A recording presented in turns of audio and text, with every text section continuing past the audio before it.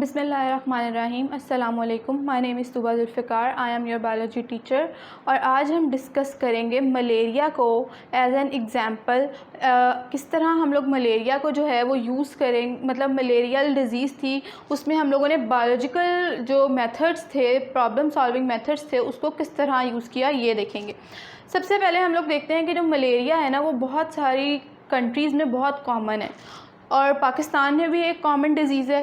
उसके अलावा जो बायोलॉजिकल प्रॉब्लम है concerning the cause of malaria, basically हम लोग प्रॉब्लम क्या है, प्रॉब्लम ये है कि हम लोगों ने ये चेक करना है कि मलेरिया का कॉज क्या है, मतलब किस तरह कॉज हो रहा है मलेरिया। ये अभी प्रॉब्लम नहीं है, ये हम लोग देख रहे हैं late 16th and 17th centuries से ये प्रॉब्लम स्टार्ट हुआ और उन्होंने किस तरह उसको कॉप अप किया by using these biological methods और किस तरह उन्होंने इसको डिड्यूस किया कि कैसे जो मलेरिया है वो कॉज होता है। उसके बाद सिम्टम्स क्या है मलेरिया के, इस डिज़ीज़ के सिम्टम्स ये हैं कि इस डिज़ीज़ में चिल्स और फीवर्स ये कॉमन सिम्टम्स हैं जो शो होते हैं।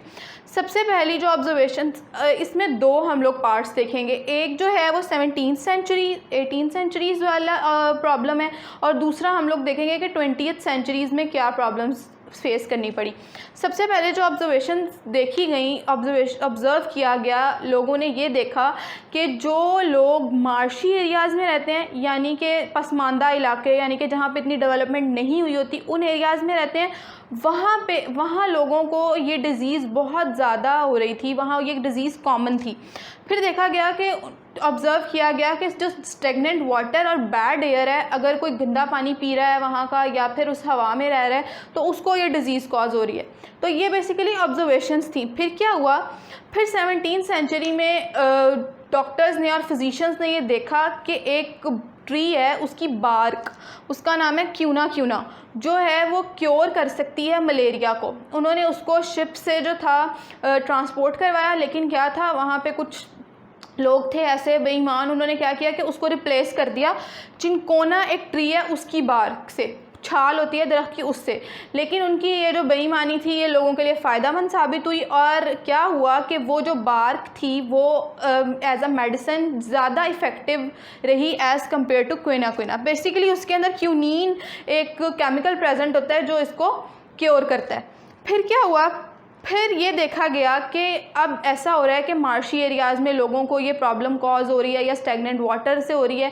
तो एक फिजिशियन ने क्या किया कि उसने ब्लड लिया पेशेंट्स के ब्लड को ऑब्ज़र्व किया उसने अंडर माइक्रोस्कोप और देखा कि उनके ब्लड में कुछ लिविंग क्रिएचर्स हैं। उसने उन लिविंग क्रिएचर्स को नाम दिया प्लाज्मोडियम। अब ये लिविंग क्रिएचर्स कहाँ से आई और उसने ये हाइपोथेसिस बना लिया कि जो प्लाज्मोडियम है this is the cause of malaria.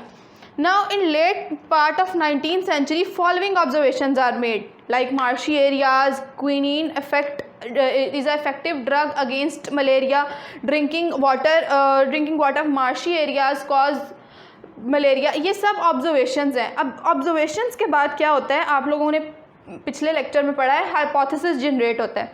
Hypothesis क्या था, जब उसने ये देखा, ऑब्ज़र्व किया कि पेशेंट्स के अंदर कोई लिविंग क्रिएचर माइक्रोस्कोपिक प्रेजेंट है, तो उसने उसको प्लाज्मोडियम का नाम दिया और उसने कहा कि Plasmodium is the cause of malaria.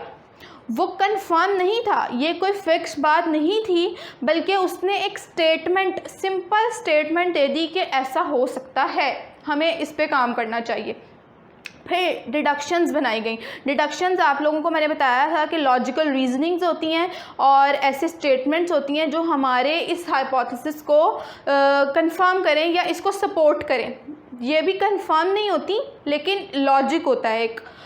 Deduction के रिड्यूस क्या किया गया कि if plasmodium is the cause of malaria then all person ill with malaria should have plasmodium in their blood.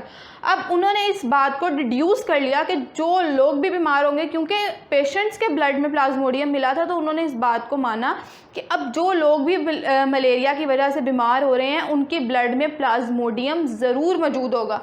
फिर एक्सपेरिमेंट्स किए गए। एक्सपेरिमेंट्स किस तरह किए गए, उस फिजिशियन ने blood of 100 malarial patients examine किया, एक दो को ऑब्ज़र्व करके या उनकी एग्ज़ामिनेशन से ये बात कंफर्म नहीं हुई, बल्कि 100 मलेरियल पेशेंट्स को जो है उसने टेस्ट किया। कैसे टेस्ट किया? उसी तरह उनका ब्लड लिया और उसको माइक्रोस्कोपिक एग्ज़ामिनेशन किया उनके ब्लड्स का, तो उसने ये डिड्यूस किया कि इन सब के ब्लड के अंदर जो है प्लाज्मोडियम प्रेजेंट है। इसके साथ साथ मैंने आप लोगों को बताया था कि एक कंट्रोल होता है हमारे पास, और एक हमारे पास जो होता है डिजीज्ड ब्लड होता है। मतलब हेल्दी लोगों का भी हम लोग ब्लड लेंगे और जो हमारे पास डिजीज्ड है उनका भी, ताकि इस बात की कंफर्मेशन हो सके कि हेल्दी जो हैं लोग हैं उनके ब्लड में प्लाज्मोडियम प्रेजेंट नहीं है, जबकि जो डिजीज्ड हैं उनमें क्या होगा? प्लाज्मोडियम प्रेजेंट होगा। यहाँ तक जो है हमारा एक एक्सपेरिमेंट कंप्लीट हो गया। मतलब ये ऑब्ज़र्व किया उन्होंने, ये कंक्लूड करना था कि आया कि प्लाज्मोडियम प्रेजेंट है या नहीं है। तो एक्सपेरिमेंट से उन्होंने यहाँ तक ये बात प्रूव की कि प्लाज्मोडियम जो है वो प्रेजेंट होता है इन डिजीज्ड पीपल। अब आ गया हमारे पास नेक्स्ट बायोलॉजिकल प्रॉब्लम हमारे पास आती है कि मलेरिया जो है क्या, अब ये तो हो गया ना कि उन्होंने देख लिया प्लाज्मोडियम को, अब पीछे उन्होंने बात की थी कि ऑब्ज़र्व किया था इस बात को कि मार्शी एरियाज़ जो हैं वो किसी ना किसी तरह एसोसिएट करते हैं विद मलेरिया। अब किस तरह एसोसिएट करते हैं वो अब हम लोग आगे डिड्यूस करेंगे। दूसरा ये था कि आप लोगों को पीछे मैंने एक बात बताई है कि उन्होंने ये कहा था कि अगर हम पानी पीते हैं मार्शी एरियाज़ का तो हमें तो लोगों को मलेरिया हो जाता है। ये उन्होंने ऑब्ज़र्व किया था, लेकिन कुछ वॉलंटियर्स थे, उन लोगों ने वो पानी पी के देखा, लेकिन उनमें से किसी को भी मलेरिया नहीं हुआ।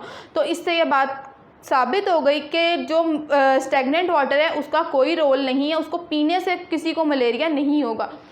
Then comes observations. अब क्या किया? 20 ऑब्जर्वेशंस थी जो ऑब्ज़र्व की गई थी। 20 में से कुछ जो हैं वो लिस्ट की गई हैं, जैसे कि जो लोग उन मार्शी एरियाज़ में रहते हैं और जो लोग बाहर सोते हैं, मतलब कमरों से बाहर सोते हैं, खुली हवा में सोते हैं, उन लोगों को मलेरिया होने के चांसेस ज़्यादा होते हैं एज़ कम्पेयर टू कि जो लोग अपने घर मतलब कमरों में सोते हैं, इंडोर। दूसरा ये कि जो लोग फ़ाइन नेट यूज़ करते हैं, फ़ाइन नेट जिसको हम आम ज़बान में कहते हैं कि मच्छरदानी का इस्तेमाल करते हैं, तो उनको भी चांसेस कम होते हैं मलेरिया के एज़ कम्पेयर टू दोस्त जो उसको फ़ाइन नेट को यूज़ नहीं करे। तीसरी बात क्या थी कि जो स्मोकी फायर है, यानी कि अपने आसपास कहीं धुएं वाला लकड़ियां जला के इस तरह सोते हैं, उनको मलेरिया नहीं होगा और जो लोग नहीं कर रहे हैं ऐसा उनको मलेरिया हो रहा है। फिर हाइपोथेसिस क्या बनाया गया? हाइपोथेसिस ये था कि मॉस्किटोज़, उन लोगों ने देखा कि मॉस्किटोज़ जो हैं वो ट्रांसमिट कर रहे हैं plasmodium, so are involved in the spread of malaria. पानी पीने से कुछ नहीं हो रहा, वहाँ रहने से, वहाँ सांस लेने से उस हवा में कुछ नहीं हो रहा, बल्कि कुछ मॉस्किटोज़ हैं जो प्लाज्मोडियम को ट्रांसफ़र कर रहे हैं ब्लड में, ह्यूमन ब्लड में। फिर डिडक्शन क्या की गई? अब ये हाइपोथेसिस बना लिया गया था, ये भी कंफर्म कोई फिक्स्ड बात नहीं थी, बल्कि उन्होंने ऐसा सोचा, ऐसी स्टेटमेंट दी कि ऐसा पॉसिबल है। फिर डिडक्शन क्या थी? Plasmodium should be present in mosquitoes. अब क्योंकि अगर प्लाज्मोडियम मॉस्किटो में प्रेजेंट होगा तो ही ट्रांसफ़र होगा, ट्रांसमिशन तभी पॉसिबल है अगर मॉस्किटो के अंदर भी वो प्लाज्मोडियम प्रेजेंट हो। बेसिकली क्या होता है कि प्लाज्मोडियम जो होता है तो मॉस्किटो के स्टमक की लाइनिंग है वहाँ प्रेजेंट होता है, उसके बाद स्लाइवरी ग्लैंड्स में आ जाता है, और स्लाइवरी ग्लैंड से जब वो बाइट करता है किसी हेल्दी या नॉर्मल पर्सन को तो वो उसके अंदर अपना प्लाज्मोडियम ट्रांसफ़र कर देता है, और फिर प्लाज्मोडियम ह्यूमन बॉडी में जाके उसकी ग्रोथ शुरू हो जाती है, और फिर सिम्टम्स में हमें फीवर और चिल्स शो होती हैं। डिडक्शन, दूसरी डिडक्शन ये थी कि अब mosquito can get plasmodium by biting a malarial patient. अब मॉस्किटो के अंदर वो प्लाज्मोडियम कहाँ से आ रहा है? लेट्स सपोज कि कोई आदमी है वो बीमार है, मतलब उसको मलेरिया है, उसको एक नॉर्मल मॉस्किटो ने आके बाइट किया, उसको काटा, उस मॉस्किटो में पहले से वो प्लाज्मोडियम प्रेजेंट नहीं था, बल्कि क्या होगा कि जब वो उस मलेरियल पेशेंट को काटेगा तो उसके अंदर वो प्लाज्मोडियम चला जाएगा। अब ये हम नीचे देखेंगे कि क्या होता है। अब उन्होंने इन डिडक्शंस को एक्सपेरिमेंट्स से प्रूव किया। कैसे प्रूफ किया? कि उन्होंने एनोफ्लीज, एक मॉस्किटो फीमेल मॉस्किटो, और एक क्यूलेक्स, इन दोनों को जो था देखा कि ये कैसे कॉज करती हैं। एज सच ये खुद कॉज नहीं कर रही मलेरिया, बल्कि क्या होता है कि अब हमारे पास अगर यहाँ से देखें, एक स्पैरो है that is ill from malaria, उसको क्यूलेक्स ने उसको बाइट किया। अब क्यूलेक्स के अंदर क्या आ गया? प्लाज्मोडियम। अब ये इस क्यूलेक्स ने पहले से इसमें प्लाज्मोडियम नहीं था, बल्कि जब इसने इस स्पैरो को बाइट किया तो इसके अंदर क्या आ गया, प्लाज्मोडियम। इसने जाके हेल्दी स्पैरो को बाइट किया और वो हेल्दी स्पैरो भी मलेरिया से मलेरिया हो गया उसको भी। अब इसी तरह ये स्पैरोज़ पे सबसे पहले एनिमल्स पे एक्सपेरिमेंट्स किए जाते हैं कि उनको वेरीफाई करने के लिए अपने लॉ वगैरह को, अगर हम डायरेक्ट ह्यूमन बींग्स पे करें तो वो नुकसानदेह है। फिर देखा उन्होंने कि एक मलेरियल इल पेशेंट था, उसको एनोफ्लीज़ ने आके बाइट किया। एनोफ्लीज़ में एज सच प्लाज्मोडियम प्रेजेंट नहीं था। उसके बाद उसने हेल्दी मैन को, और फिर उसके अंदर भी वो प्लाज्मोडियम चला गया और उससे क्या हो गया, उसको भी मलेरिया हो गया। इस तरह हमने ओवरऑल देखा कि किस तरह एक बायोलॉजिकल प्रॉब्लम्स को स्टेप बाय स्टेप जो है हम लोग वेरीफाई करते हैं या हम लोग देखते हैं कि ये प्रॉब्लम किस तरह सॉल्व हो सकती है। That's all from today. इस चैनल को इस वीडियो को लाइक करें, चैनल को सब्सक्राइब करें और बेल आइकन को प्रेस करें, और अगर कोई बात समझ ना आए तो कमेंट बॉक्स में कमेंट करें। Thank you.